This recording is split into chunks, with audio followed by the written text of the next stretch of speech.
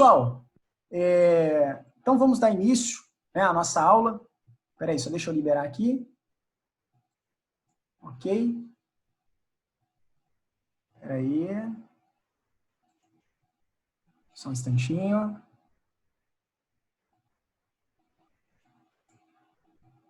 Pronto.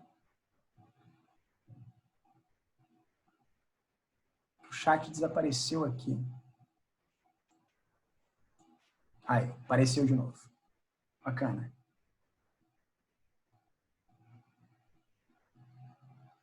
Maravilha, estamos aí. Opa, tenho aqui alunos que eu orientei na graduação, que maravilha. Hoje profissionais aí de gabarito, show de bola. Bacana. Então tá bom, vamos lá, galera.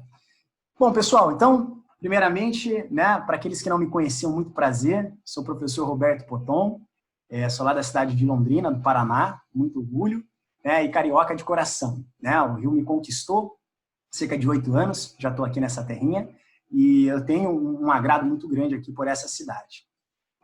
Sou doutor e mestre em Fisiologia do Exercício, bacharel em Educação Física, né, especialista em Fisiologia Humana. Né, e por cerca aí de 10 anos, né, eu atuei como instrutor e personal trainer, né, e isso de uma forma ininterrupta. Tá? Então, eu tive uma proximidade com treinamento de força, né, desde lá da minha época de estágio, como eu mencionei a vocês, né, meu querido preceptor, o Eduardo Álvares, que está aqui comigo hoje. Né, então, um prazerzaço, né, uma grande satisfação poder trocar esse conteúdo com um dos caras que, né, me recebeu no primeiro momento na minha vida ali como, né, como estagiário de Educação Física. E a partir disso, então, eu não deixei mais a nossa área, né, e destinei os meus estudos, então, né, à área da Fisiologia do Exercício, à área da Biomecânica, né, sempre tive esse envolvimento, essa proximidade com o treinamento de força. Tá? Hoje eu tenho investido muito, né, em relação ao conhecimento da biomecânica, da cinesiologia, tá? Mas não é aquela biomecânica quantitativa, aquela biomecânica qualitativa, né, que para muitos que estão envolvidos no meio prático tem uma maior aplicabilidade, uma maior palpabilidade, tá bom? Então essa vai ser a minha abordagem aqui hoje sobre o supino, como foi lá na nossa aula de leg press, tá bom? Então hoje, sobre esse nosso projeto da Biomecânica Free, o mês da Biomecânica Free, nós vamos abordar aqui, né, aspectos avançados, né, da biomecânica e da cinesiologia, voltado ao exercício de supino, tá? A nossa intencionalidade não é comparar o supino com outros exercícios. Não vamos falar de crossover, não vamos falar de crucifixo, tá? Nós vamos falar exclusivamente de supino, tá? Então nós vamos abordar este exercício nas suas possibilidades de variação, seja com halteres, com barra, em máquinas, tá? Todo o nosso conteúdo é voltado para o exercício de supino, tá? Então, vejam que nós temos aí cerca de 50 slides para abordar, todos ricos em informações com muito conteúdo, né? E essa aula começa agora, pessoal. Lembrando, ó, veja, dia 11 tivemos a nossa primeira aula, dia 18, né, que é hoje, nossa aula de supino, e no dia 25, na próxima semana, teremos uma aula para falar de puxada no pulo. Tudo a respeito de puxada nós vamos falar. Tipos de pegada, puxada por trás, puxada pela frente, e aí, que tipo de puxada que é essa? Com a barra reta, com a barra...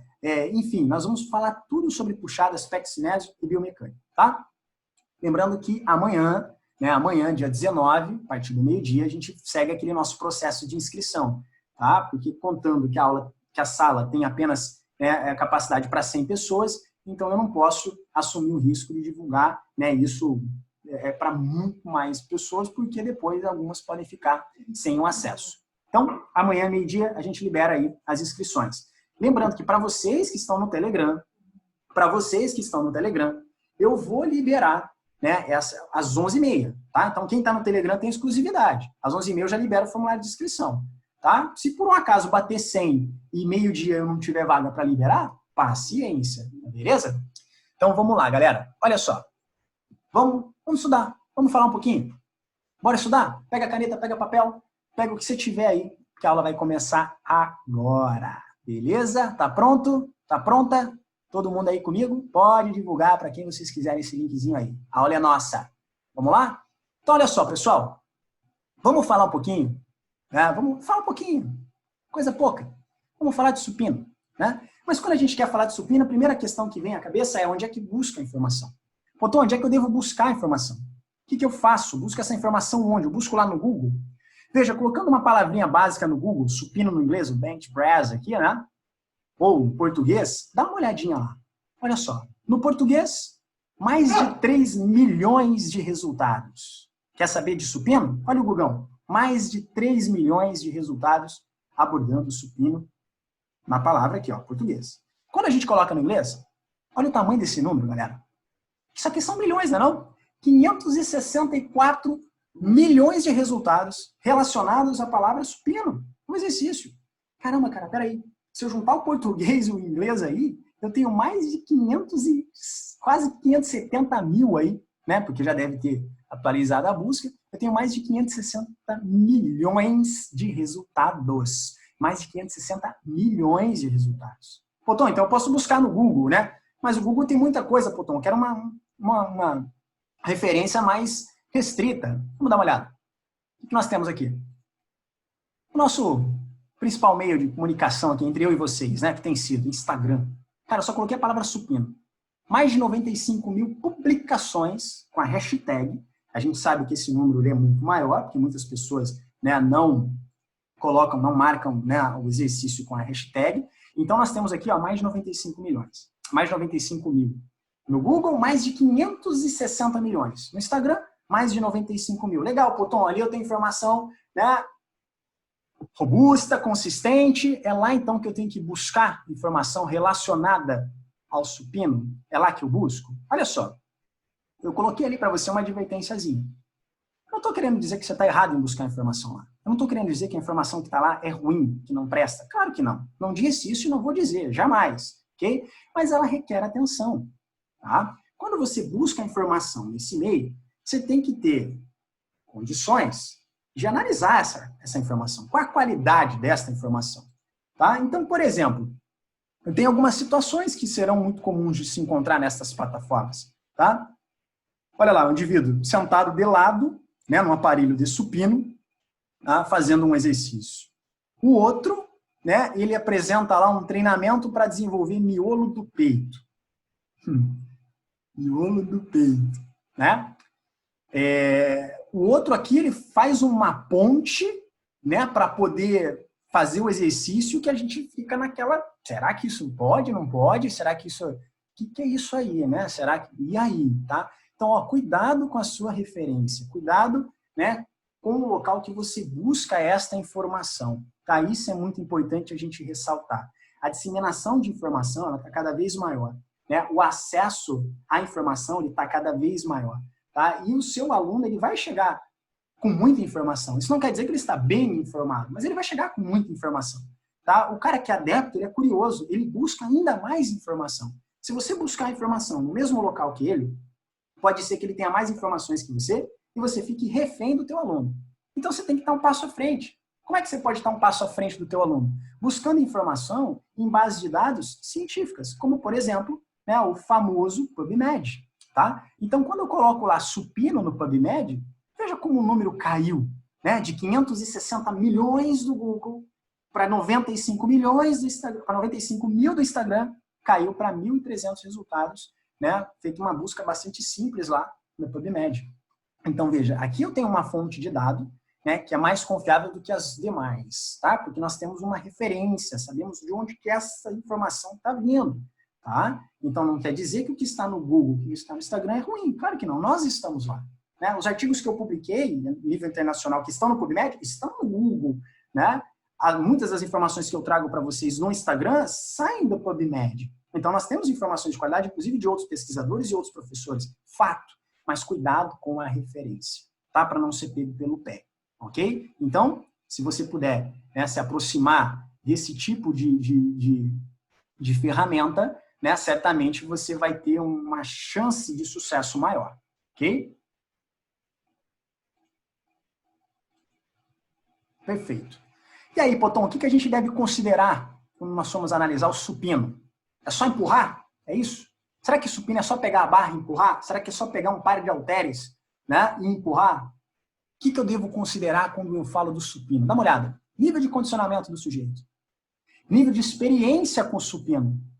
Atenção para as forças... esse nome é bonito, eu já falei para vocês em relação ao leg, esse nome é bonito, né? Ele aparece aqui para nós de novo. Atenção para as forças translatórias sobre punho e cotovelo. Atenção para posicionamento de ombro. Estabilidade de ombro. Movimentação excessiva de escápula. Tem que analisar. Mobilidade de punho. Tem boa mobilidade de punho para realizar um exercício na barra, né? Se tratando do supino? Posicionamento desse punho. Tá? Será que esse punho está alinhado? Como é que está esse punho? Tá? Tipo de pegada. Posicionamento dos pés sobre o banco, no chão. Como é que está esses pés? Estabilidade de região lombar. Viu na imagem anterior a curvatura da lombar daquele indivíduo? Será que isso é saudável? Não é? Até onde eu posso ir? Para que se realiza aquele tipo de curvatura?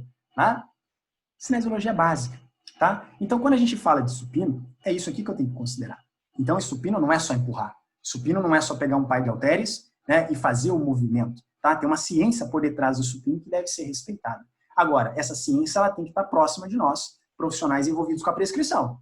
Ela não pode estar distante, fomentando outros estudos apenas. Ela precisa estar próxima da nossa intervenção, para que a nossa tomada, né, de decisão ela seja assertiva. E é isso que eu pretendo nessa aula de hoje. Tá? Trazer essa proximidade, essa aplicabilidade a essas informações que a gente pontuou aqui. Ok?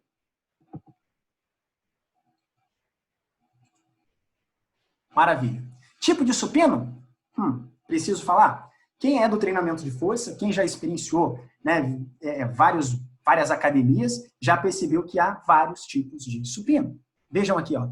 Eu tenho supino com anilha, supino máquina com anilha. Aí eu tenho supino máquina com anilha, em que ele em que a alavanca ela não é articulável, né? Ela é simultânea. Eu tenho alavanca articulável, veja, com carga independente, ó, de um lado para o outro, tá? Eu tenho supino articulado, porém, né, com placas, né, polias, máquinas, veja, sentado, deitado, supino inclinado, né, supino declinado. Eu tenho supino de tudo quanto é maneira. Dá para fazer supino lá no crossover, né? Então eu tenho várias possibilidades, né? Então, em termos de variação, são inúmeras. Agora, você entende uma coisa? Olhando para todos esses tipos de supino, todos eles, seja do banco, seja com halter, com barra, com cabo, seja onde for, você consegue observar que todos eles são realizados a partir de um mesmo movimento, de uma mesma cinesiologia? Todos eles aqui, ó, todos eles. Eu tenho adução de ombro, né? Plano horizontal, transverso. Eu tenho extensão de cotovelo, em todos. Nenhum deles isso é diferente, todos eles. É claro que o que vai diferir é o quê? É o aspecto da máquina. Então eu tenho aspectos mecânicos ali que vão talvez oportunizar um maior braço de momento de resistência ou um menor braço de momento de resistência, né? Vão possibilitar angulações um pouco diferenciadas, que podem favorecer um movimento mais natural, né? Então nós temos algumas particularidades. Ok. Mas todos eles eu tenho uma cinésio básica. Em todos eles eu tenho uma cinésio básica, independente de qualquer que eu esteja falando, tá? Então eu tenho aqui vários tipos de supino, tá? Tem uma análise básica, cinésio, então, que independente do supino, ela estará presente, que é esta que eu estou apresentando a vocês. Veja, nós temos aqui, né, planos em que esses movimentos ocorrerão. Então eu tenho um plano transverso horizontal, veja, eu sinalizei aqui para você, tá? Esse é o plano transverso, né? Quando eu estou numa posição ortostática, né, em pé, tá? Os movimentos que ocorrem nesse plano transverso são os movimentos de rotação, ok.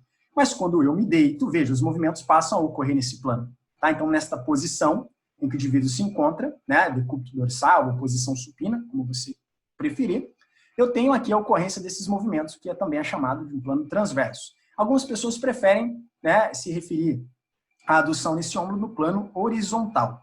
Ok, plano horizontal, mas quando eu estou em pé. E quando eu estou deitado, seria plano vertical? Entende por que eu prefiro o transverso? Tá? Então, ocorre no plano transverso, as articulações glenohumeral e humerular, movimentos de adução e abdução, de extensão e flexão, e eu tenho ali uma isometria de punho. Ok? Então, esta é uma cinésio básica. Em termos de principais músculos, dá uma olhada comigo aqui na adução. Olha só, peitoral maior, deltoide, peitoral menor, bíceps braquial, tá? Cabeça curta e coraco braquial. Esses são os músculos básicos que vão realizar a adução do ombro neste plano, né, transverso. Estes são os músculos. Então o cara tem um trabalho de bíceps braquial, cabeça curta, e tem um trabalho de coraco braquial. Dependendo do posicionamento em que essas estruturas se encontram, ele vai ter um trabalho mais intensificado ou menos, né, para determinados grupos, para determinadas estruturas. E a gente vai pontuar isso ao longo da nossa aula de hoje, tá? Por hora, uma cinésio básica para você. Principais músculos da extensão? O famoso tríceps braquial e o ancone. Ok, tá? Então, nós temos uma cinésio básica sendo apresentada, em que ela estará presente independente do tipo de exercício que foi realizado no supino, em termos de variações, tá, do seu posicionamento corpóreo. Então, seja com máquina, seja com anilha, né, com halteres, a cinésio é a mesma. Ela se repete, beleza? Vamos avançar aqui. Olha que coisa mais linda, ó. Olha esse videozinho maravilhoso mostrando a adução aí. Ação de coracobraquial, bíceps braquial, cabeça curta, peitoral, deltoide na sua posição clavicular, né? Esse videozinho é maravilhoso. Né? Os videozinhos dessa galera aqui do Muscle Motion, né, são maravilhosos, muito didáticos. Tá? Então a gente consegue observar a adução aqui dessa estrutura glenomeral. Tá? Perfeito. Você se lembra certamente do tal do braço de momento de resistência, né? Ou não? Eu, né, tive o prazer de ressaltar isso para você, apresentando aqui uma informação que ela é muito prática e às vezes ela é muito negligenciada, né, no nosso dia a dia, tá? Então, quando eu me refiro a braço de momento de resistência, basicamente, estou me referindo à distância entre o ponto de aplicação da força para o eixo de rotação. Então, veja, vou colocar aqui para vocês, ó. Ponto de aplicação da força, olha lá, tem uma seta aqui, ó, perpendicular, né? E eu tenho aqui o eixo de rotação. A distância entre o ponto de aplicação de força e o eixo de rotação, nós chamamos de braço de momento de resistência. Então, quer dizer que quanto mais próximo esta carga, esse ponto de aplicação de força, estiver do eixo de rotação, menor o braço de momento de resistência. Quer dizer que, então, fica mais fácil para aquela estrutura girar. Então, menor é o torque necessário para fazer aquela estrutura girar. Tá? Pessoal, só um instantinho aqui. Deixa eu liberar ali para a cachorrinha. Que ela está animadinha ali. Senão ela não vai dar paz para nós aqui.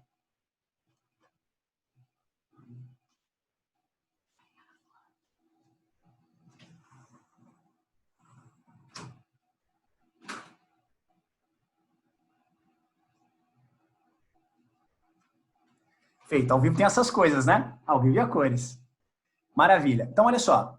O que quer dizer aqui esse braço de momento de resistência? Qual a aplicação dele para o supino? É simples. Muito simples. Tá?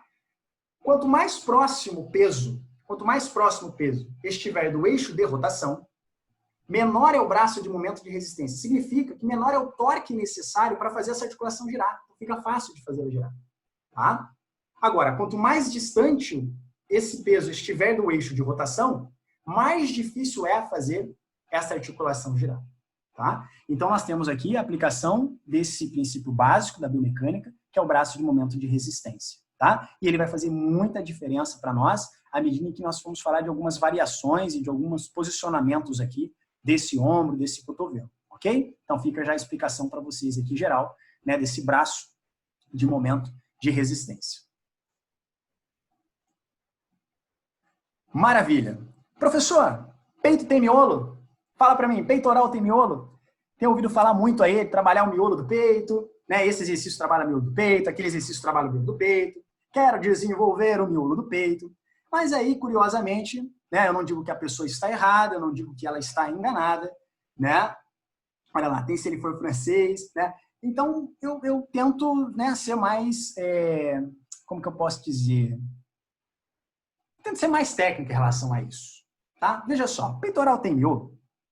Quando você teve lá suas aulas de anatomia, quando você recorre aos livros de anatomia, né, você percebe algo relacionado a miolo do peito? Lá num livro de anatomia? Eu não me lembro de ter visto, tá? Mas deixando o livro de lado, recorrendo à literatura, dá uma olhada. Uma revisão detalhada sobre a anatomia clínica da musculatura de peitoral maior. Tá aqui a referência para você, um artigo de 2018, recente, né? Então, os caras apresentaram uma revisão detalhada. Espera aí. Deixa eu ver se tem miolo do peito. O que temos aqui? 3 porções. Clavicular, esternocostal, porção abdominal. Tá? Essa nomenclatura anatômica, né, atual, tá? A qual nós devemos nos referir a essas porções do peitoral. Então, eu posso falar posição superior, média, inferior? Não está errado, não está errado. Claro que não. Mas posição clavicular, esternocostal e abdominal, ela está em consonância com a anatomia atualizada. Então, esta é a maneira que nós vamos nos referir a estas porções, tá, do peitoral, ok? Então, veja, não achei nada aqui sobre miolo do peito. Fiz até questão de colocar aqui para você, tá, a referência completinha, para que você possa ter acesso, tá, a esse material, porque ele não fala nada de miolo do peito, ok? Mas vamos avançar. Dando continuidade, o que eu encontrei foi que eu tenho aqui uma fibra, né, muscular, peitoral maior, em que ela começa num ponto e termina no outro. Ela não termina no meio do peito em momento algum.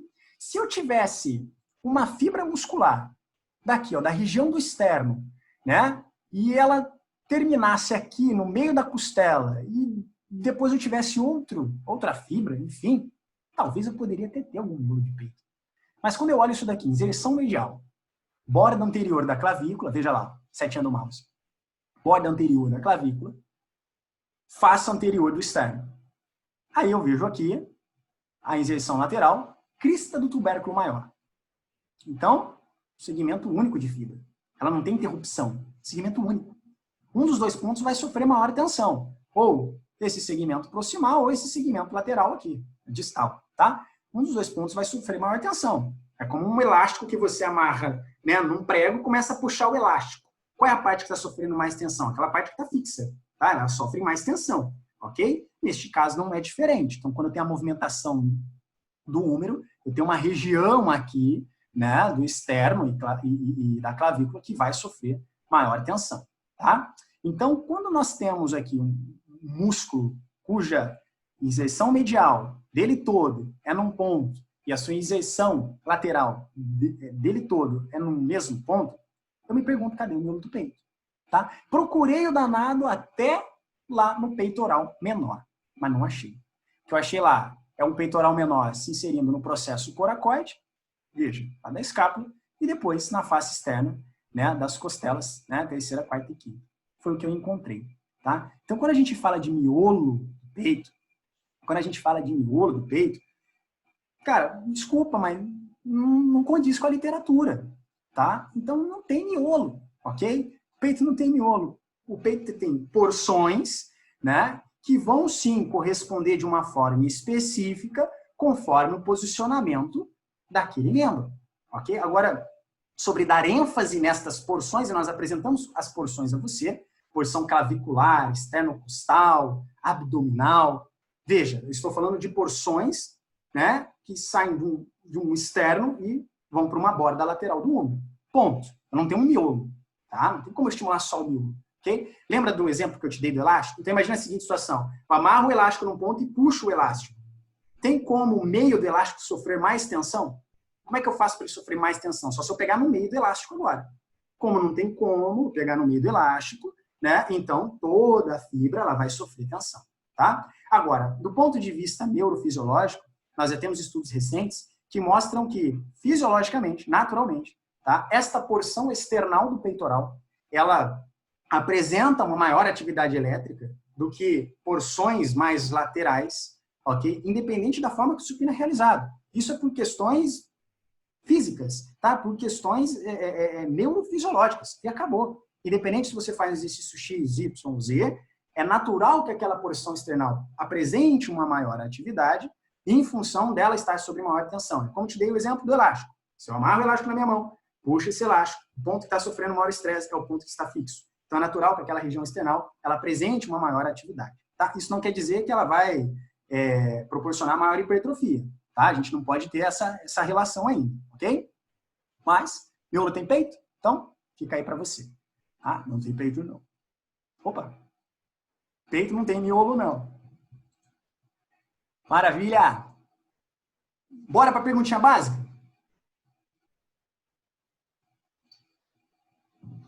E aí, Potão? Halteres, barra, máquina. Onde é que eu vou fazer esse exercício? O que eu vou fazer? Onde? Qual que é o melhor? A gente tem uma ansiedade de querer saber qual é o melhor. A gente tem que parar com isso. Tá? Não existe o melhor. Tá? Existe o mais adequado para uma pessoa, menos adequado para outra. Tá? Então, isso não quer dizer que é para sempre também. Tá? De repente, o que é mais adequado para um hoje, talvez amanhã para ele mesmo não seja mais. ok? E vice-versa. Talvez hoje eu não possa executar o supino em uma determinada variação, em função de uma especificidade estrutural ou de uma lesão que eu venho me recuperando, enfim. Mas pode ser que amanhã eu possa realizar o supino. Então, nada é eterno no mundo da prescrição e se tratando, né, do exercício físico relacionado ao ser humano, tá? Então, nós temos essa primeira questão já para esclarecer. Quando eu penso em máquinas, aparelho, enfim, barra, halteres, a gente tem que pensar em especificidades. Então, todos podem ter a sua contribuição, todos podem ser aplicáveis, todos serão úteis, né, dependendo da configuração de treino daquele indivíduo. Tá? Dependendo do contexto de outros exercícios, da fase de treinamento que ele se encontra, enfim, há uma série de situações que eu devo considerar. Então, tudo é aproveitável, tá? Tudo tem limitações e potencialidades, ok? Mas aí a gente apresenta algumas informações, né, que são aplicáveis para vocês, tá? Veja só, quando eu penso em máquina, tá? Quando eu penso em um aparelho articulado, por exemplo, aqui, ó, veja, um aparelho articulado com resistência individualizada. É o caso aqui, né? Ele consegue, por exemplo, fazer a extensão de um braço enquanto do outro não. Tá? Então, ele tem uma resistência individualizada. Tá? Ele tem maior estabilidade. Ok? Por que ele tem maior estabilidade, Poton? Porque a alavanca não vai possibilitar que ele realize o movimento em outro curso. Tem que ser um curso único. Tá? É a mecânica da máquina. Ok? Ela não é flexível. Tá? Ela é articulada. Flexível não. É fixa, é rígida. Tá? Então, ele tem aqui um recurso em que o movimento é realizado num curso fixo. Tá? Isso limita a livre movimentação das estruturas. Então, veja, é o indivíduo que tem que se adequar à máquina. Não é a máquina que se adequa ao indivíduo. Tá? Senão, eu sentaria em qualquer lugar na máquina, pegaria as barras, elas se adequariam à minha anatomia e elas se adequariam o tempo todo, né, ao meu gestual. Não é assim que funciona. Você tem que se posicionar na máquina. Né? Às vezes um pouco mais para cima, às vezes um pouco mais para baixo. Né? Você tenta alguns recursos de posicionar um banco, a alavanca, deixar ela mais para cima, mais para baixo. Mas ainda assim, esses ajustes, eles são limitados. Vai ter indivíduos, para alguns será mais ergonômico, para outros nem tanto. Tá? Então, ela limita a livre movimentação. Por outro lado, ela me possibilita uma movimentação de cargas, né, mais elevadas dentro de um contexto de maior segurança. Tá? Porque se eu encher aquele articulado ali de peso e o indivíduo não conseguir sustentar, a chance do peso cair sobre ele é infinitamente menor do que quando ele está movimentando um peso livre. Tá? Então, eu tenho limitações e potencialidades. Ok? Dá uma olhadinha na barra. Dá uma olhadinha na barra. A barra, tá? Ela não está fixa. Mas você faz com que ela apresente um teor de limitação no movimento. Olha só por quê. Como a mão fica fixa pela barra, o ombro não consegue aduzir totalmente. Veja na imagenzinha lá. Olha lá como que está a adução do ombro do indivíduo. Tá? Então, imagina que saiu aqui do plano aqui paralelo. Ó. Imagina que saiu aqui do paralelo, onde está essa setinha toda pontilhada, vermelha. Tá? E aí ele fez toda a extensão do cotovelo. Tá? Olha lá. Ele não conseguiu aduzir completamente, né, esses ombros.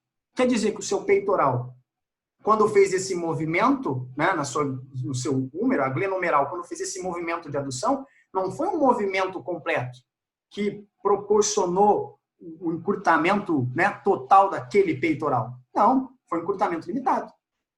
Encurtamento limitado. Ok? Por quê? Porque a mão fixa na barra impossibilita essa adução completa do ombro. Então, eu tenho limitações.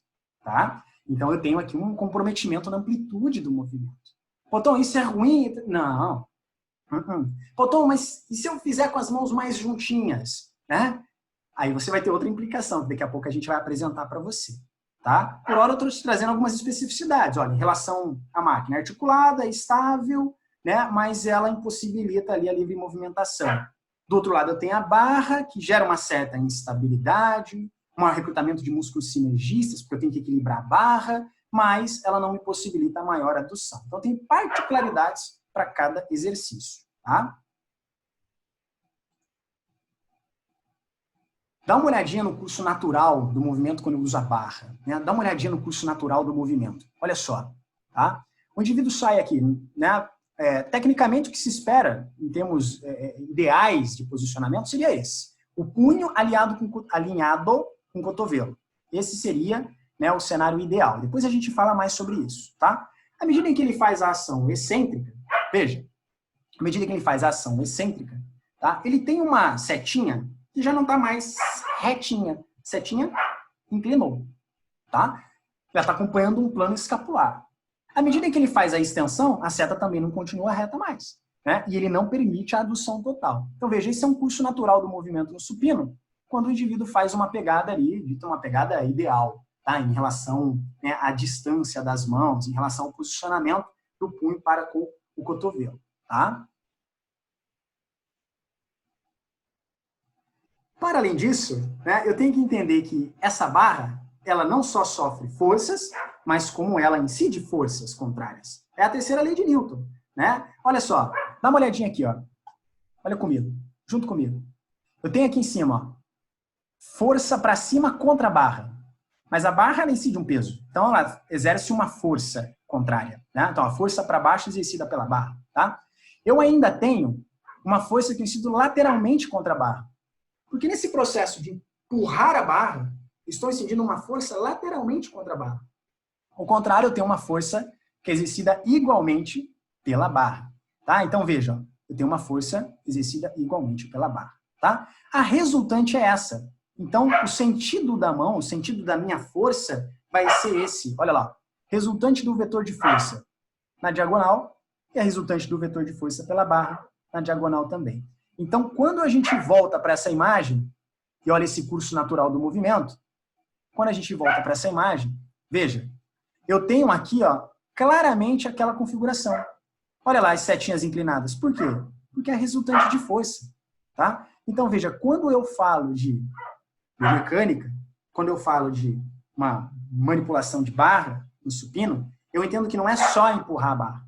Eu estou sofrendo várias forças, eu tenho uma contribuição significativa de músculos sinergistas que precisam estar previamente fortalecidos para sustentar bem o peso, né, dessa barra e possibilitar a execução do movimento. Tá? Então, eu tenho aqui, né, várias forças para serem consideradas. Então, não é só empurrar a barra. Tá? Deixa eu ver a dúvida. Potom, durante o supino, o movimento das escápulas, os professores fazendo a retração e a protração das escápulas durante a concêntrica e excêntrica. Vamos falar da movimentação delas já já, Will. Fica ligado aí. Vamos avançar aqui. Opa! Vamos falar das famosas forças translatórias, né? Que eu acabei de comentar para vocês que o nome é bonito, né? Mas ele tem grande aplicabilidade. Muito comum esse tipo de situação aqui do X, ó. Muito comum, tá? Muito comum. Olha só, como eu disse a vocês, é muito comum, né? É muito comum, tá? Essa situação aqui, ó, dá uma olhadinha, né? Do punho aqui, tá? Especialmente quando o indivíduo vai retirar a barra do apoio, tá? É muito comum. Dependendo da carga que o indivíduo estiver fazendo uso, se ele não tiver um bom fortalecimento, né, dos músculos aqui flexores, né, para sustentar essa hiperextensão de punho, ele pode se lesionar, tá? Então, o que sugere é um alinhamento do punho para com, né, o seu cotovelo, tá? Esse é o sugerido, tá? Para minimizar forças aí de translação. Então, quando a gente fala de uma força translatória, é basicamente isso, ó. A força que está sendo incidida pela barra é nesse sentido, tá? Perpendicular. Então, veja que eu tenho um estresse no punho. Tá? Dá uma olhadinha aqui na imagenzinha menor, ó. Tem um estresse aqui no punho, tá? Do mesmo modo, quando eu tenho uma pequena flexão de punho, eu também teria um estresse nessa região aqui, né, superior, tá bom? Então, eu preciso que o punho esteja posicionado de uma maneira, né, reta para com o antebraço desse indivíduo. Assim, eu minimizo o risco de lesão, tá? Não evito, minimizo, ok? Tá? Dá uma olhadinha ainda sobre forças translatórias. Tá? Potom, eu já sei qual é o sugerido para posicionamento do punho em função dessas forças translatórias que podem ou não, né, incidir uma maior sobrecarga, né, nas regiões de punho. Bacana. Mas, Potom, o que você me diz aqui em relação a uma pegada mais fechada, uma pegada mais aberta? Né? Veja, de novo, forças translatórias. Tá? Então, quando eu acompanho a seta aqui, ó, de reação, né, da força que está sendo incidida na barra, dá uma olhada. Olha só, está para o meio do braço do indivíduo. O que isso quer dizer? Quer dizer que o cotovelo vai sofrer uma sobrecarga absurda, né? Por quê? Porque, lembra do braço de momento de resistência que nós comentamos? Lembra? Ponto de aplicação de força, eixo de rotação. Então, quer dizer que nesse posicionamento, dá uma olhada aqui, ó. Dá uma olhada aqui no cotovelo, na segunda imagem que tem um tiquezinho verde, ó. Aqui no cotovelo do indivíduo. Se o cotovelo é um eixo de rotação e se o ponto de aplicação de força está perpendicular a ele, então o torque necessário para girar o cotovelo, ele é quase nulo, quase nenhum. Tá? Agora, quando eu tenho essa situação, do X, veja que o torque necessário para girar o cotovelo vai ser maior. E quem é que gira o cotovelo? Tríceps. Então, o esforço para o tríceps nesta configuração ele vai ser maior, né? As regiões tendíneas da inserção do olecranon aqui desse tríceps vão sofrer grandes forças. Então, a gente precisa evitar isso. Então, por isso, de novo, o posicionamento adequado na barra é esse, punho alinhado com o cotovelo, para minimizar essas forças translatórias para estruturas, né, o qual não temos como objetivo trabalhar nesse momento, tá?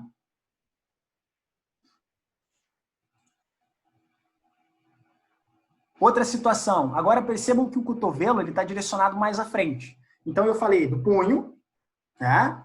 Eu falei da pegada, mais fechada ou mais aberta, e agora é aquela situação do cotovelo estar mais para frente, né? Ou mais aberto, né? Então, maior abdução ou menor abdução, tá? Eu tenho aqui também a força translatória, né? Sendo claramente identificada. Então, veja, é muito comum o indivíduo, né? Ele tentar buscar recursos na hora de manipular a barra para facilitar a mobilização dela.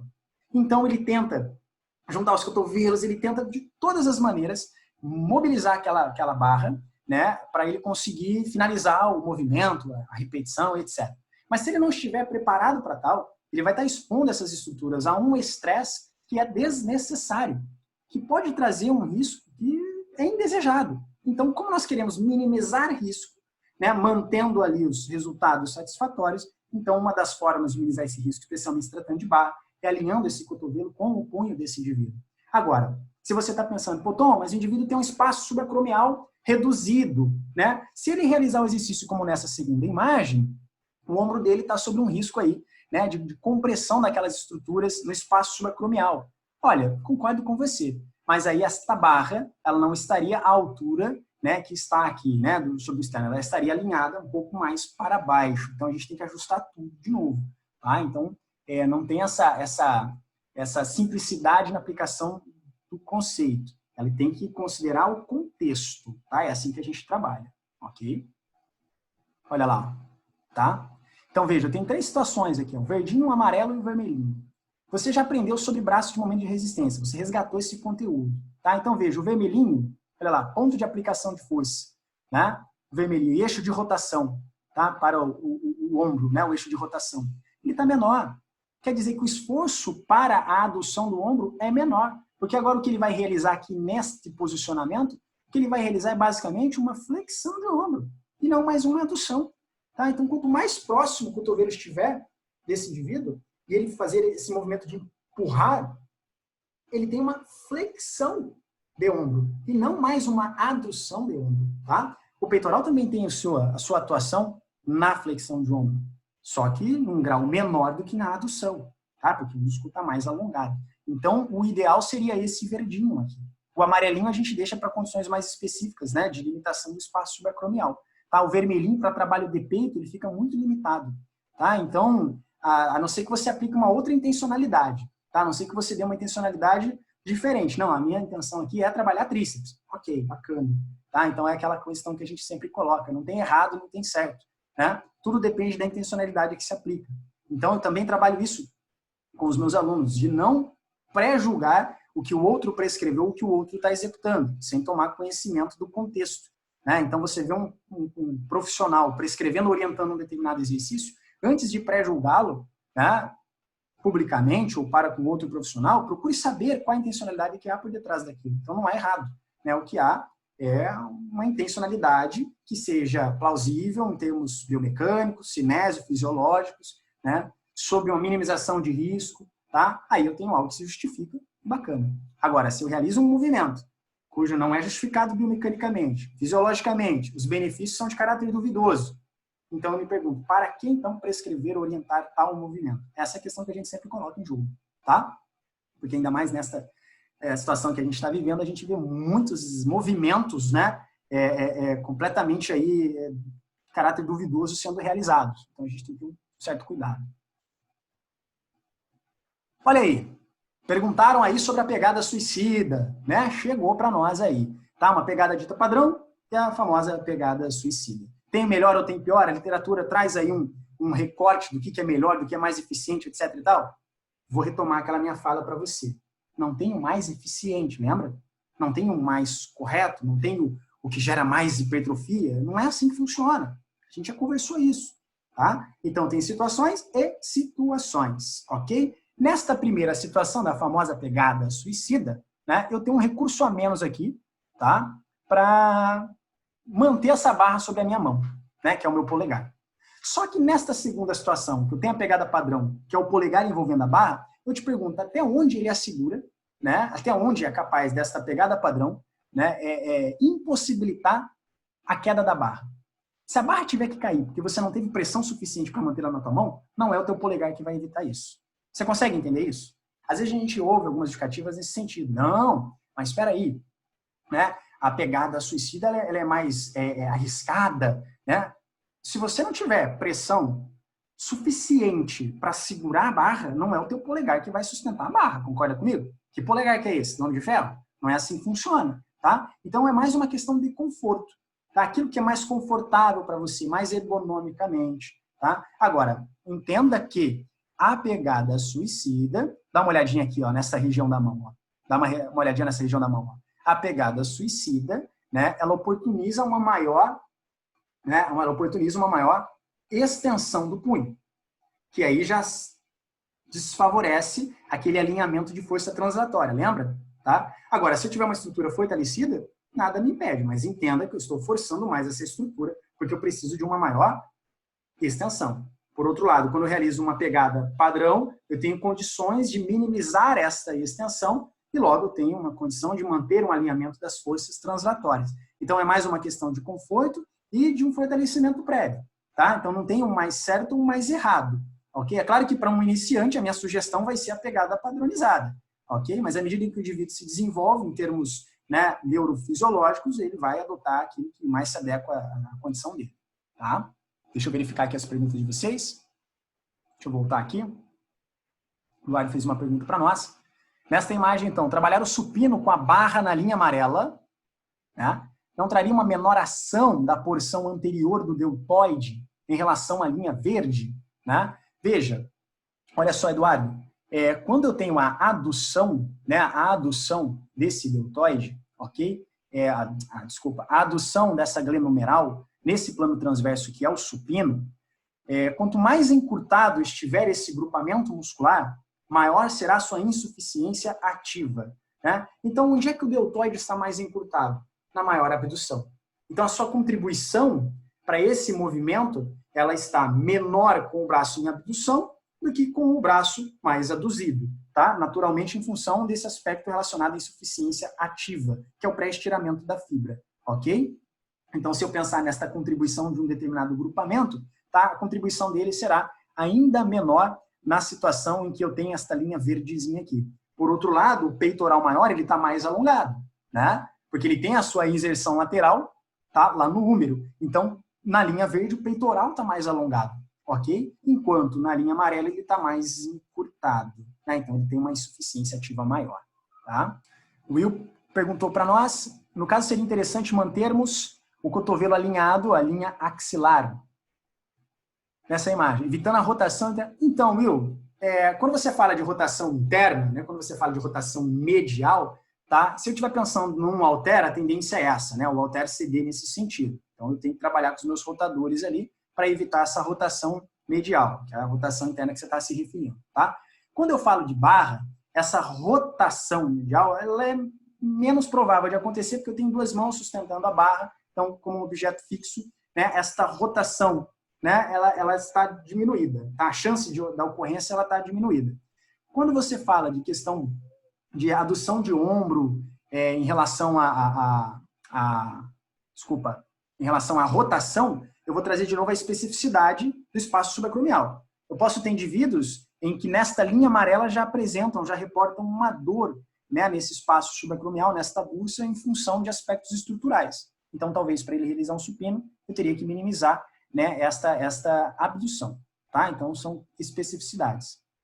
Ainda sobre halteres, barra e máquina, né, sobre esse papo que nós estamos tendo, apresento aqui para vocês duas situações, uma análise de peitoral maior e uma análise de tríceps braquial. Então, veja, a literatura, ela respalda essa nossa fala anterior, tá? Então, por exemplo, eu tenho aqui, olha lá, esse escuro, tá, é a máquina, ok? O escuro é a máquina, esse azul escuro, aqui na nossa lado esquerdo, o azul escuro é a máquina, esse tom mais claro de azul aqui é a barra, tá? E depois esse mais clarinho são os halteres, ok? Perceba que com halteres, olha lá, onde eu tenho essa setinha aqui, ó, essa cruzinha, com halteres, né, o trabalho de peitoral foi maior. Com halteres, o trabalho de peitoral foi maior do que na máquina e maior do que na barra. Por que que foi maior? Porque a máquina não possibilitou a adução maior, lembra? Né? A máquina ela é fixa, e a barra, como ela não está fixa, também não possibilitou a adução maior. Já os halteres me possibilitaram uma maior adução, um maior trabalho, né, em termos de amplitude. Então, no caso dos halteres, com a livre movimentação deles, eu alcancei uma maior atividade eletromiográfica para o peitoral maior. Tá? Por outro lado, veja, quando eu falo de tríceps braquial, com halteres, como eu tenho a livre movimentação, então, por todo o curso de movimento, o peso que está sendo mobilizado, por todo o curso de movimento, ele tende a ficar muito próximo do eixo de rotação tríceps. Tá? Ele tem muito próximo do eixo de rotação cotovelo. Então, o torque por tríceps, ele é menor com halter do que com barra ou com máquina. Então, veja, com halteres eu tenho um trabalho mais vigoroso, né, para o peitoral maior, isso em termos relativos, tá? Em termos relativos, ok? E menor contribuição de tríceps, porque eu tenho um curso livre do movimento. Enquanto barra e máquina, né, comparado ao halter, eu tenho menor atividade do peitoral, ok? Então, a gente tem que entender a seguinte situação aqui. A eletromiografia, ele é um recurso extremamente válido, né? Tem a sua aplicabilidade, traz informações muito úteis para nós, mas a interpretação, a extrapolação desses dados, ela requer cautela. Para quê? Para quem? Qual é o contexto, né, do movimento, do tipo de halter, do tipo de barra, da ergonomia do indivíduo. Então, é uma série de situações que a gente deve considerar. Tá? Mas, de um modo geral, para um comportamento típico, a gente pode sim se pautar nos dados da eletromiografia. Tá? Isso, questão de especificidade, Patrick. Perfeito, né? Especificidade. Olha só, outro artigo aqui para nós, é interessante, ó. Tá? Uma comparação dessa atividade agora entre o supino realizado lá na máquina do Smith, né? Que muita gente usa o Smith para fazer o supino, né? E aqui, no caso, com pesos livres, com halteres, né? Vejam que nessa situação, ó, o deltoide anterior, né, ele foi mais estimulado, né? O deltoide anterior apresentou uma maior atividade eletromiográfica quando eu trabalhei com peso livre, tá? Justamente por ele ser um estabilizador, né? Um forte sinergista aí também em partes do movimento, tá? Então, nós temos um trabalho intenso desse camarada aí. Agora, a questão, né, de fazer o supino no Smith, né? Eu trago a seguinte questionamento. Para quê? Né, você utilizar um aparelho, um banco, um espaço, né, que poderia estar sendo utilizado para outro recurso, né, que é, por exemplo, para um agachamento, que também não vem ao caso a ergonomia do aparelho, depois a gente toca nesse assunto. Mas por quê? Se eu tenho tantas possibilidades de fazer o supino em tantos lugares diferentes, por que eu vou mobilizar tantos recursos para eu fazer numa situação que me limita ainda mais o movimento? Né? Se a barra por si só já não me traz livre movimentação, quem dirá então ela, né, sendo, né, mobilizada a partir de outros dois pilares, né? Então, a gente precisa trazer especificidade. Ó, o André já deu especificidade. Um treino excêntrico? Talvez, né? Então, vai depender da especificidade que se aplica. Bacana. É isso que a gente tem que ver por aqui, tá? Intencionalidade que seja plausível, ok? Agora, de um ponto de vista geral, né, se eu não trouxer um método específico para o uso daquele recurso, então, e aí? Né? Até onde que se justifica, tá? Botão, já sei da cinésio básica, já sei do alinhamento do punho, né? Eu já sei da distância das mãos, tem que estar alinhado o punho e o cotovelo, eu já sei das limitações de barra, das potencialidades dos halteres, bacana. Mas, Potão, fala para mim aí, se eu deixo os pés no chão ou se eu deixo os pés sobre o banco, o que eu faço? Eu sempre tenho uma dúvida em relação ao posicionamento da região lombar, né? A curvatura lombar. Porque quando eu coloco os pés sobre o banco, Potão, eu deixo a lombar mais retificada, ela fica mais alinhada, né? Isso não seria mais saudável para essa estrutura? Calma aí, né? O que é saudável? Tá? Calma lá. Sua lombar ela tem uma curvatura natural. Então você tem que preconizar por essa curvatura normal da sua lombar. Esse é o primeiro ponto, tá? Independente do exercício, mantenha a curvatura normal dela, tá? Porque se ela tem esta curvatura, justamente é para minimizar forças compressivas nesta região. Então, mantenha a curvatura da lombar. Esse é um ponto. Segundo ponto, se eu deixar os pés elevados, como esse sujeito, eu fico mais instável, né? E dependendo do banco, Às vezes eu tenho bancos de supino um pouco mais estreitos, eu fico ainda mais instável, não é isso? Então, olha só, com os pés no chão, eu tenho maior estabilidade. Perfeito. Se eu tenho maior estabilidade, tecnicamente, eu tenho uma possibilidade de produzir mais força. Quanto mais instável o meio, menor a possibilidade de produção de força máxima, tá? Porque eu dependo de músculos sinergistas, de estabilizadores, aquilo traz um impacto significativo na produção de força, tá bom? Então, esse é um outro ponto. Mas o que a gente tem aí de atividade eletromiográfica, dos estudos trazendo para nós? Os estudos recentes, que têm sido mencionados aí em alguns, né, por alguns pesquisadores, por alguns professores. Vamos ver. Olha só, dá uma olhadinha aqui. Ó. Os caras apresentaram aqui a seguinte situação. Cara, quando você mantém os pés para cima, né, quando os pés não estão no chão, tá? Quando os pés não estão no chão, você trabalha fibras claviculares do peitoral, fibras esternocostais, fibras abdominais, peitoral deltoide anterior, tríceps braquial, músculos do antebraço, tudo isso você trabalha de uma forma mais significativa. Hã? Como assim, Potão? O estudo está mostrando que quando você deixa o pé elevado, o trabalho desses grupamentos é mais intenso. Que isso, Potão? É sério? Calma lá, calma lá. Vamos olhar aqui o quadrinho que eu deixei amarelo para vocês. Olha só. Acredita-se que a maior atividade eletromiográfica identificada com os pés para cima seja decorrente da instabilidade. Mas como assim, Potão? Você acabou de falar que instabilidade prejudica? Por outro lado, o uso da instabilidade no treinamento de força, a longo prazo, influencia negativamente as adaptações morfofisiológicas. Mas, Potão, não entendi. O estudo está mostrando que melhora. Você está falando que não. E aí, o que a gente tem que absorver disso? É simples. O que a gente tem que absorver? Não se limite a um dado. Quando a gente avança para dentro do estudo, ele se utilizou de uma carga baixa de treinamento, que ele realizou com os pés no chão, com os pés para cima, tá? E aí a gente vê que quando a carga ela é de moderada para baixa, a instabilidade traz um adicional na atividade eletromiográfica. Quando a carga é baixa, moderada.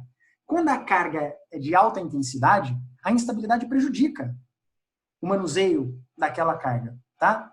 Então você tem que ver o que você quer, né? Então veja, a instabilidade ela pode ser um recurso interessante quando o teu objetivo não é promover a maior força muscular, promover a hipertrofia, quando o teu objetivo é melhorar a estabilidade articular, né? É trazer ali o sujeito à volta das suas atividades diárias após uma determinada lesão, são recursos interessantes e podem ser aplicáveis, né? Mas quando o teu intuito é aumentar a força máxima do indivíduo, é prover uma configuração de treino que favoreça a hipertrofia, se os outros pilares também estiverem alinhados, né? Alimentação e descanso. Aí a instabilidade só vai te trazer prejuízo, tá? Aí a instabilidade só te traz prejuízo. Então a gente tem que ter cuidado com esse tipo de estudo sobre como a gente interpreta esse tipo de informação. Senão a gente vai sair por aí fazendo supino sobre uma bola suíça, né, achando que aquilo vai trazer uma maior, né, eficiência em termos, né, morfofisiológicos. E não é bem assim, tá? Então a gente tem que ter muito cuidado com a interpretação, ok? Olha aí, ó, falando da bola suíça, tá? Olha aí. Atividade eletromiográfica em 6 RM. Cara, 6 RM é 6 repetições máximas. É pesado para dedéu, né? Então veja, agora a gente não está falando de 40%, a gente está falando de uma carga elevada, tá? Então, foi analisado essas 3 situações. Ó. Tá? Aqui, nessa situação do meio, é uma plataformazinha instável. Né? E aqui, a bola. Cara, faz esse tipo de exercício na bola, com sobrecarga, cuidado. Tá? Cuidado pelo seguinte, a gente não sabe qual é o quanto aquela bola aguenta de peso. Né? Ah, pô, Tom, mas está lá no manual. Mas e o tempo de vida útil da bola? Aí junta você, a bola, o peso, o piso. E a chance dessa bola estourar? Olha o risco que você está se expondo, né, para visar um resultado que talvez seja duvidoso. Então, talvez não valha a pena. Então, veja, não estou dizendo que está errado. Eu estou dizendo que talvez, dependendo da intencionalidade, não vale a pena. Né? E aí, o que o estudo mostra para nós? Simples. Olha lá. Supino. Né? Aqui a plataformazinha instável no meio e aqui a bola suíça. Supino. É o que possibilitou a maior mobilização de carga. Claro, porque a estabilidade. Não tem nenhum recurso gerando instabilidade. Então, a produção de força máxima nesse sujeito por seus 6 RM, ela foi favorecida em função do meio estável. Tá? Então, quando a gente pensar em prescrever o exercício, quando a gente tem como intencionalidade prescrever o supino, a gente tem que considerar todos aqueles aspectos que nós mencionamos e ainda temos que pontuar esta questão relacionada à estabilidade. né? Olha lá, o Eduardo colocou pra gente, ó, igual o agachamento em cima de plataformas instáveis, que se vê em alguns vídeos. Exatamente, né? Ah, eu vou fazer o agachamento em cima de uma plataforma vibratória. Teve uma época nossa que foi o boom, né? A plataforma vibratória. Mas espera aí, se ela gera instabilidade e eu consigo mobilizar menos peso por conta disso, então o resultado também é menor. Agora, para quem nunca fez nada, qualquer coisa traz um resultado interessante. E às vezes, no caso desses estudos, é esse tipo de pessoa que a gente tem como amostra, né? Pessoas sedentárias, pessoas pouco treinadas, pessoas que mobilizam poucas cargas. Então a gente precisa considerar isso tudo, não se limitar a um dado, tá? Para fechar, quanto mais estável for o meio, melhor a possibilidade de produzir força. Logo, melhores os resultados, tá? Olha aí. Outra informação interessantíssima pra gente.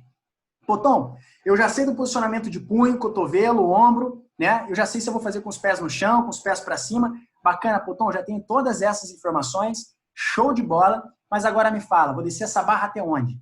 Né? O meu personal lá, o meu professor, ou eu como professor, eu sempre falo para o aluno, desce até o peito, né? Cola no peito essa barra. Peraí, você conhece o teu aluno? Você conhece das limitações dele? Você conhece das especificidades da estrutura, né, de complexo articular do ombro desse indivíduo? Você conhece da mobilidade de ombro desse indivíduo?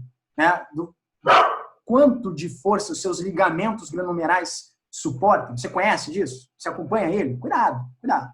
Os estudos trazem isso para nós. Ó. Olha lá, a maior amplitude de movimento, ela configura os melhores resultados. Então, quanto maior a amplitude, quanto mais eu descer a barra, melhor o resultado. Bacana, bacana. Mas cuidado, cuidado. Eu não posso me limitar a um resultado. Não posso me limitar a uma situação. Por quê? Porque eu tenho um contexto. Olha só, um contexto anatômico, por exemplo. Veja, eu tenho aqui os ligamentos glenomerais, que são os estabilizadores aqui, né, da cabeça desse úmero, né, para essa cavidade glenoide, tá? Então, olha só. Olha lá. Trabalhar com maior amplitude. Cuidado, né? Eu tenho aqui ligamentos glenomerais, aqui, ó, os ligamentos anteriores aqui, que se no caso eu trabalhar com uma grande amplitude e essas estruturas não estiverem fortalecidas, elas podem vir a romper. Então, a gente precisa ter uma atenção em relação a isso. Então, amplitude de movimento máximo? Calma. Talvez daqui a um tempo, né? Talvez nem daqui a um tempo, vai depender de quem é o indivíduo e da sua possibilidade, tá? Vamos lá. Ok. Potão, fala para mim, inclinado, declinado, supino reto. E aí, Potão, tem diferença, não tem? Como é que a gente faz? Porque eu aprendi que quando se treina no supino inclinado, eu trabalho mais a posição clavicular, né? Porque você falou que agora é a posição clavicular. Quando eu faço supino reto no banco, eu trabalho mais a posição esternocostal. E quando eu faço um supino declinado, eu trabalho mais a posição abdominal. Não é isso, Potão? Vamos ver o que esses estudos mostram para nós? Vamos ver? Vamos dar uma analisada? Olha só comigo. Supino declinado, mais ou menos 15 graus. E aí foi analisado o supino 30, 45. Né? E o supino reto. Todos com halteres, ok? Resultados gerais desse estudo. O peitoral maior, na posição clavicular, não apresentou diferença na ativação. Quer dizer que essa estrutura, independente do posicionamento do indivíduo, supino declinado de 15 graus, reto, supino inclinado, seja 30 ou 45 graus, não apresentou maior ativação. Neste estudo, este foi o resultado. Tá? Este foi o resultado. Veja, peitoral maior, posição abdominal, apresentou maior ativação no declinado, no reto, e 30 graus comparado a 45. O que isso quer dizer? Quanto mais, né, inclinado o indivíduo está, ok? 45 graus, 60 graus, 90 graus, aí virou desenvolvimento, Potão. Então, menor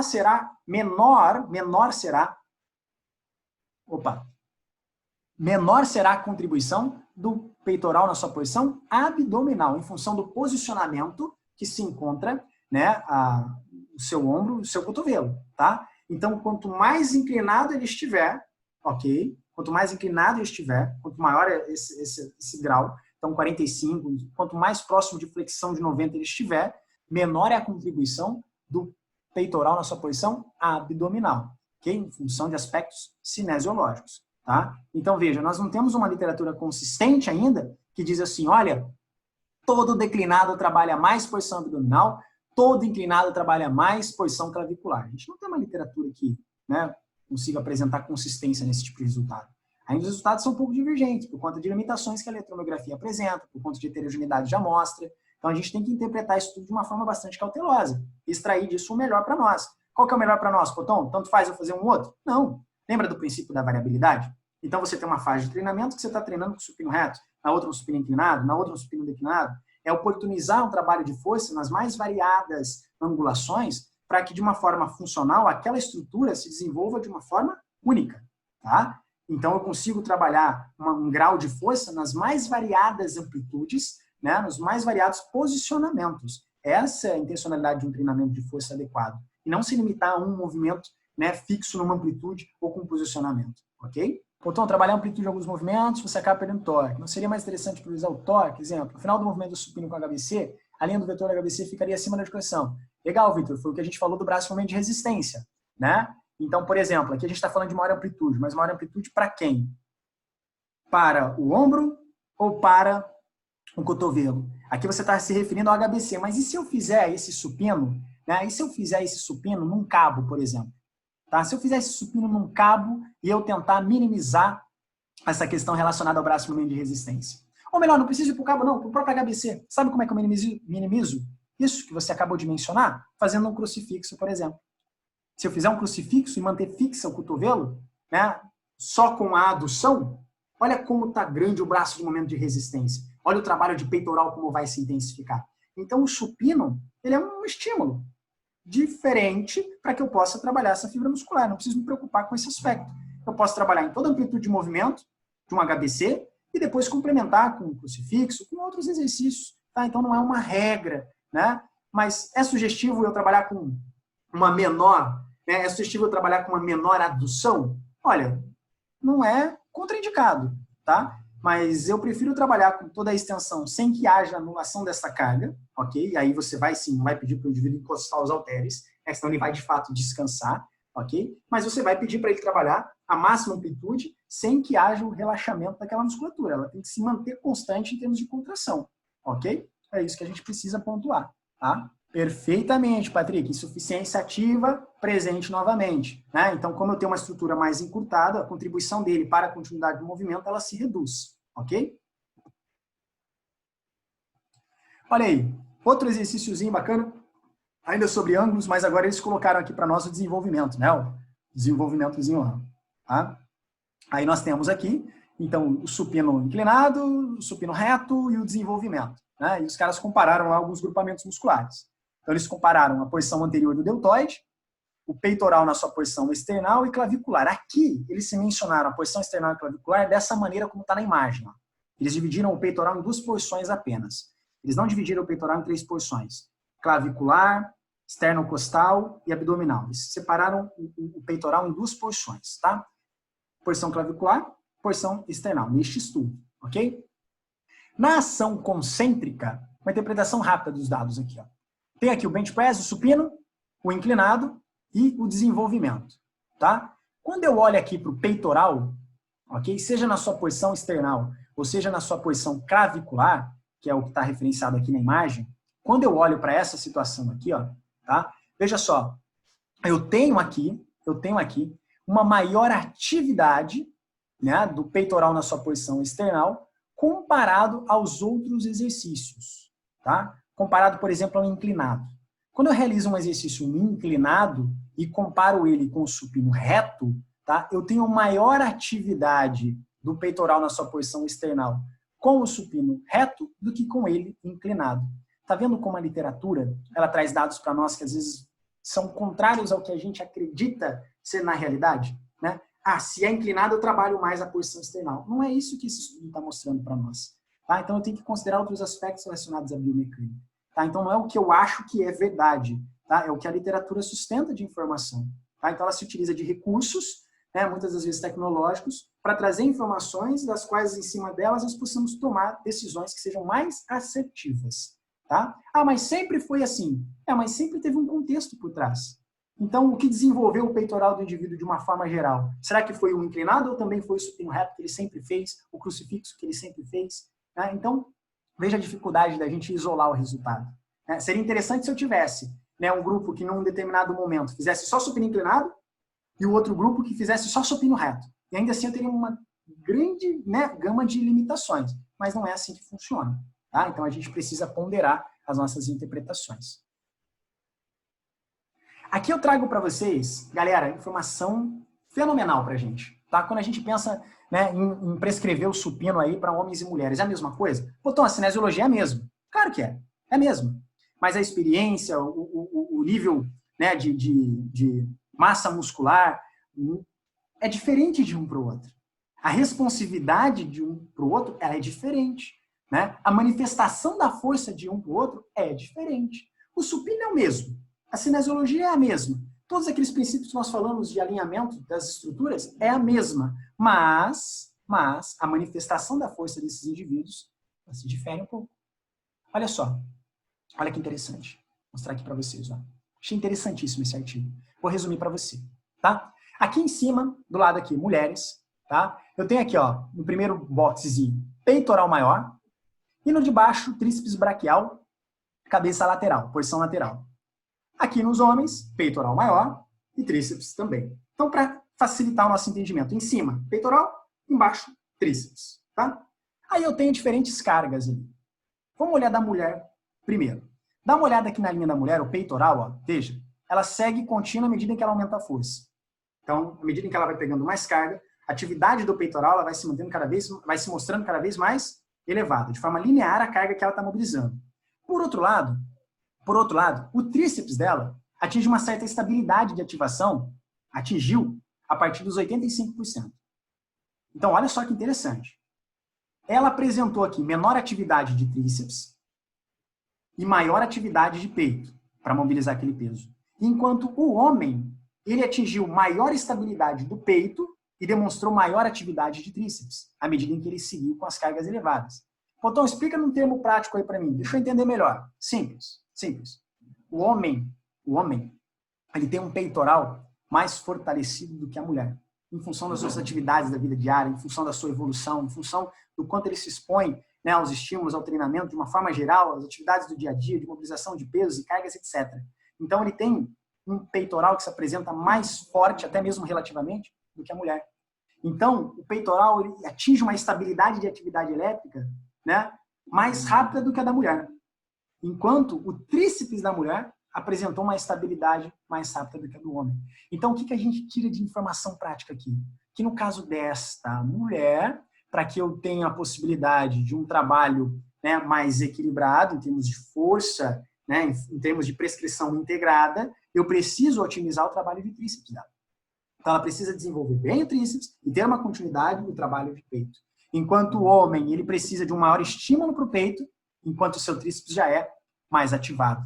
Então, veja, eu tenho particularidades. Estamos falando do mesmo supino, mas as necessidades elas são completamente diferentes. Enquanto um tem uma maior necessidade de trabalho para o tríceps, o outro tem uma maior necessidade de trabalho para o peitoral.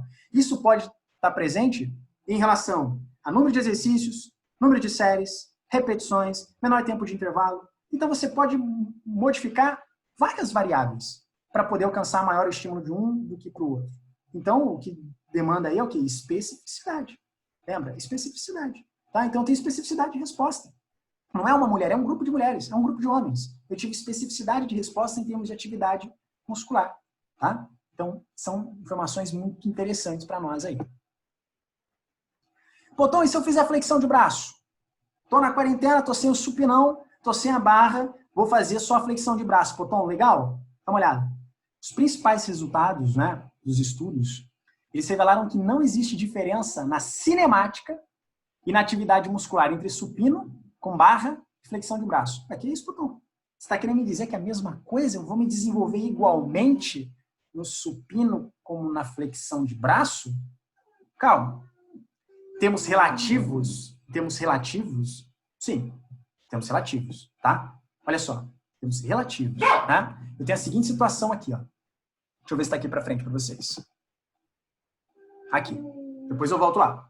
Tem a seguinte situação para vocês, ó. Estudos prévios, eles sugerem que a posição regular, né, e a posição de joelhos, então estou numa flexão de braço, normal, com a ponta do pé apoiada.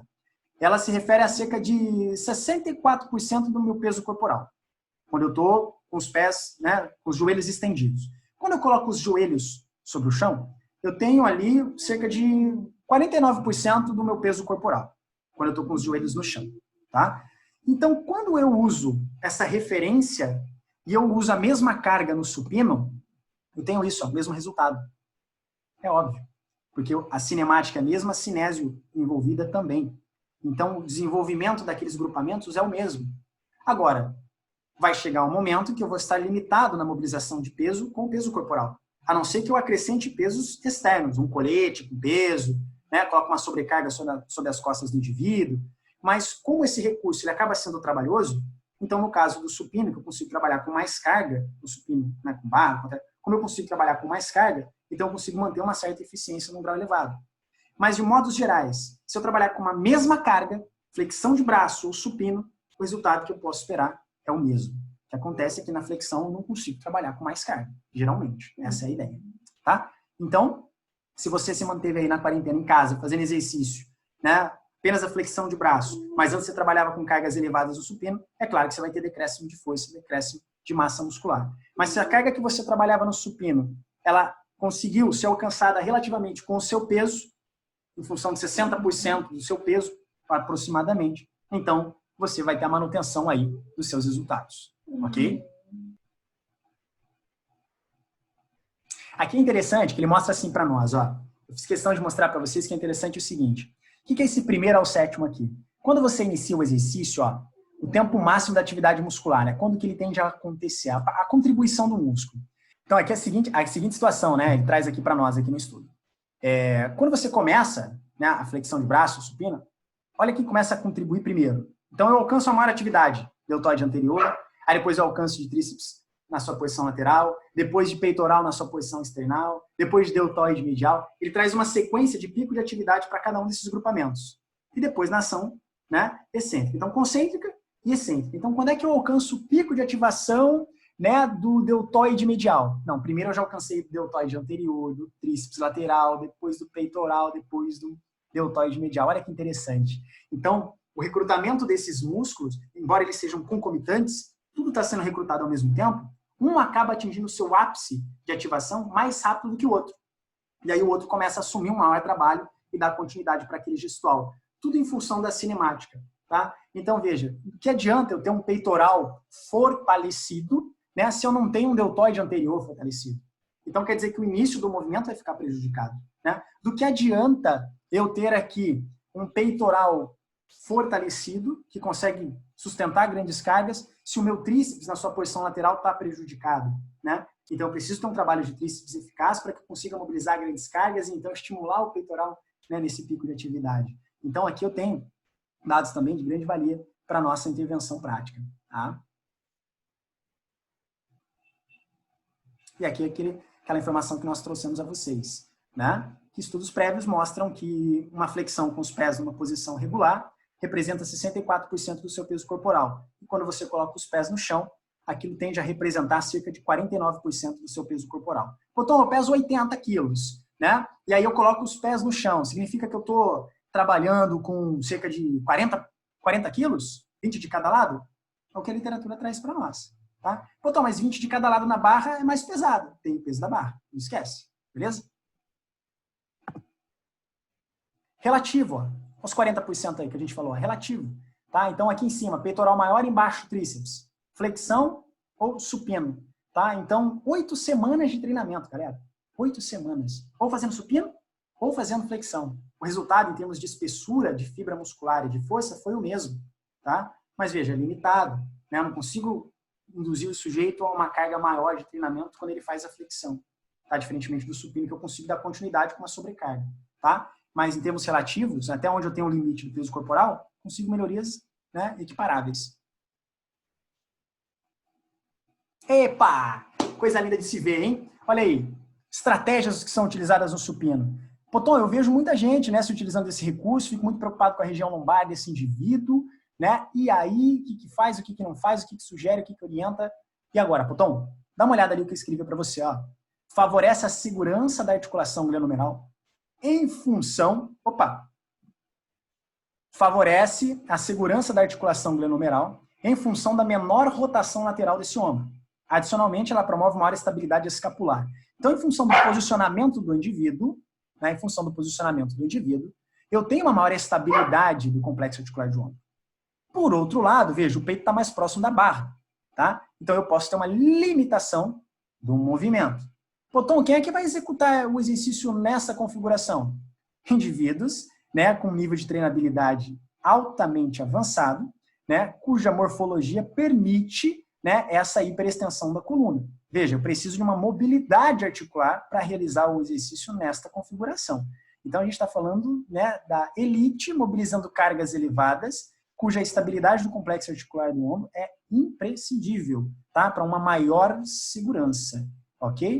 Então, eu não vou sair por aí incentivando essa prática para qualquer um, ok? Fazer a flexão com os pés apoiados em um banco para variar o ângulo. Tem alguma mudança significativa? Tem, Vinícius, tá? Você está fazendo com que esse peso corporal ele aumente em termos relativos, ok? Então, você está se utilizando de uma variação para adicionar carga ao exercício. Mas você também vai chegar um momento em que você vai inclinar a um ponto que o trabalho de peitoral já vai estar prejudicado, né? Imagina fazendo uma parada de mão, né? Que você está completamente na posição verticalizada, né? Como se você estivesse fazendo um trabalho ali do desenvolvimento, por exemplo. Tá? Então, a gente precisa reconhecer essas situações, mas é um recurso interessante aí para incidir em sobrecarga. Outro recurso, né, que nós vemos por aí, muitas das vezes, é esse chamado slingshot, né? Outro recurso utilizado é esse slingshot. Né? E aí, para que serve isso, Potão? Essa bandagem, essa faixa que a galera coloca aqui, né, para realizar o movimento? Eu vejo muitas pessoas do levantamento olímpico utilizar esse recurso. Né? Para que serve isso? Olha ali, ó. Favorece a mobilização de cargas elevadas, ela contribui para um controle da velocidade da barra, ela minimiza o trabalho de tríceps. Ô, Potão, então é um doping, é isso? Quase, galera, quase. Isso não é uma substância, né? A qual o sujeito consome, mas é um recurso que ele está fazendo uso, ok? Para ele ter um maior controle do movimento dessa barra. E, naturalmente, esse tipo de recurso, esse slingshot, ele é confeccionado em um material que tem uma característica elástica presente. Então, ele retém uma força elástica que ela é, né, disponibilizada, né, no momento da ação concêntrica. Tá? Então, é como o Ricardo colocou, é um doping mecânico. Né? Então, nós temos o recorde no supino, a partir do uso, né, não só do slingshot, mas de uma outra vestimenta, que eles chamam aí de bench shirt, alguma coisa assim, né, em que você tem aí uma mobilização de cargas elevadíssimas. Tá? Por exemplo, nós temos lá, depois vocês procuram, bench shirt, acho que é isso, tá? O indivíduo mobilizou 477 quilos no supino, mas com o uso desse recurso, né? Desse tipo de vestimento, tá? Já num recorde atual, sem o uso de nenhum recurso, o peso não chegou a 400 quilos, a gente já vai ver, tá bom? Mas nós temos aí, né, o uso desse recurso. E quando você vê isso, especialmente nos levantadores olímpicos, né, você vai então se lembrar, é para controlar a velocidade da barra, para minimizar o trabalho de tríceps, então eu atenuo, porque na extensão de cotovelo eu tenho uma força elástica que vai favorecer, né, a mobilização dessa carga. Então, esse recurso a gente poderia considerar como um doping mecânico, vamos dizer assim, tá? De um ponto geral. Okay?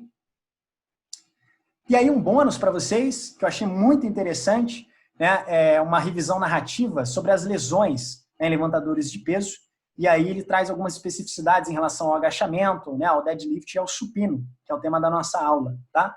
E de uma forma bastante interessante, veja, nós temos aqui alguns dados que eles norteiam a ruptura de peitoral maior, como sendo a lesão mais comum entre os levantadores de peso, né, quando se submetem ao supino. Então aqui eu tenho esse Nzinho, é o número de sujeitos. O que está aqui no tipo de estudo, então eu tenho aqui uma meta-análise, né, são os estudos de maior robustez metodológica, e eu tenho aqui então, que norteando o maior número de lesões, né, o peitoral maior, tá, os sujeitos que foram submetidos a cargas elevadas. Tá? Então quando você submete um indivíduo a uma carga elevada no supino, ele está propenso a uma série de lesões. Olha lá, deslocamento, né, do ombro, né, a fratura de costela, né, a fratura do escafoide, ruptura de tendão de tríceps, né, ele tem lá fratura de clavícula, ele tem uma série de situações que ele está exposto. Mas aqui tem sido mais recorrente entre os levantadores, ruptura de peitoral maior. Tá? Então veja a importância de gradativamente se alcançar, né, essas adaptações. Dá uma olhada nisso. O atual recordista tem nenhum recurso sem bola de retorno, sem bola de retorno. Olha aí. Julius. Sabe aquela perguntinha? Quanto é que você pega no supino? Pega o 350. Olha lá.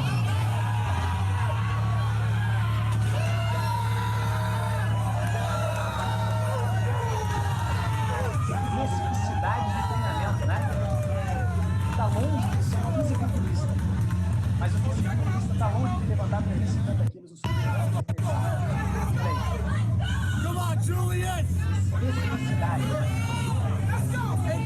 Uma repetição. 350 quilos. Atual recordista. Julius. E aí, quanto é que você pega no supino?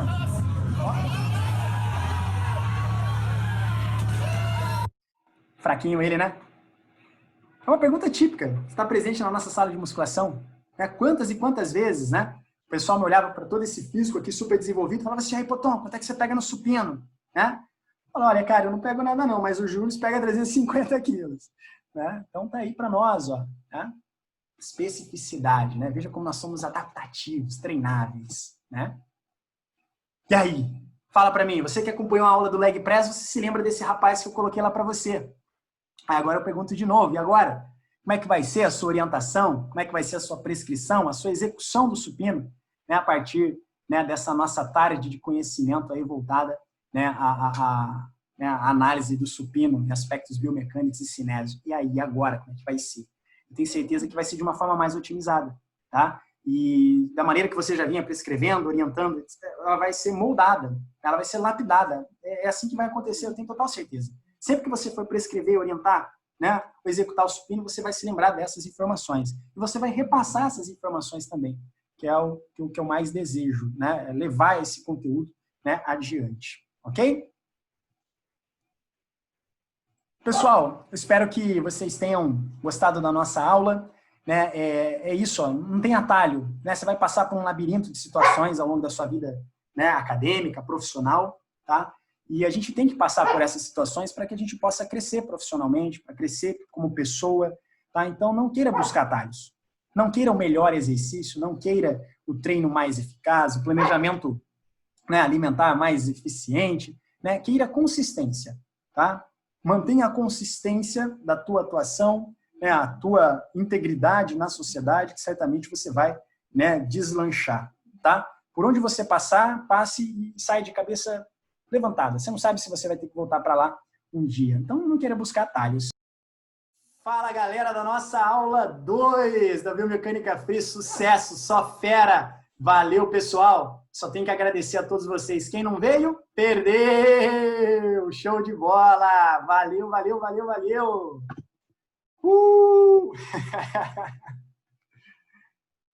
Muito bom, pessoal.